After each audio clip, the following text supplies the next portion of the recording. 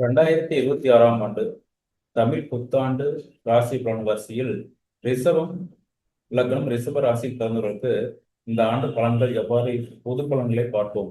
பொதுவாக நம் வருட பலன்கள் வரிசையில் மிக முக்கியமான ரோல் வகிப்பது பார்த்தீங்கன்னா குரு, சனி, ராகு, கேது என்ற இந்த 4 கிரகங்களும் ஆண்டு கிரகங்களாக இருப்பதனால் இதனுடைய பலன்கள் தனித்துவமையாகவும் இதனுடைய நோக்கத்தை வைத்துதான் நம்மளுடைய மற்ற கிரகங்களுடைய பார்வையும் நமக்குடைய திசாபுத்தி வாயிலாக கொடுக்க காத்துக் கொண்டிருக்கின்றது.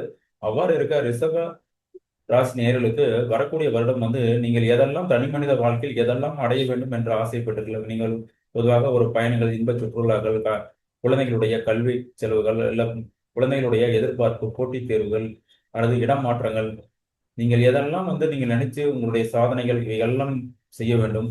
ஒரு இடத்தை விற்க முடியாம, ஒரு பொருள் விற்க முடியாம நம்ம நீண்ட காலமாக இழுத்துக் கொண்டிருக்கின்றது, அல்லது நமக்கு கிடைக்காத ஒரு ஒரு சந்தோஷமின்மை, இவைகளுக்கெல்லாம் இடையில் சனியானது 11ஆம் இடத்திலும் இந்த இடத்துல குரு ராகுக்கு எது பயிற்சி கொண்டு வரக்கூடிய ஐப்பசி மாதம் உங்களுடைய எண்ணங்கள் எல்லாம் சீர்தூக்கி பார்க்கக்கூடிய ஒரு நிலைமையில் உங்களுக்கு சற்று இருக்கக்கூடிய அமைப்பாக உங்களுக்கு தோணலாம். இதில் மிக முக்கியமான ஒரு கருத்து உங்களுடைய கையிருப்பு பணத்தை நீங்க அசால்ட்டாக பாதுகாக்க வேண்டும். இல்லை என்றால் பணமானது தண்ணீர் புகை போல கரைந்துவிடும். ஆகையினால் நீங்கள் சந்தோஷம், நீங்கள் நினைச்சதெல்லாம் அடையலாம். ஆனால் பணம் பொருளாதார விஷயத்தில் மிக கவனம் தேவை.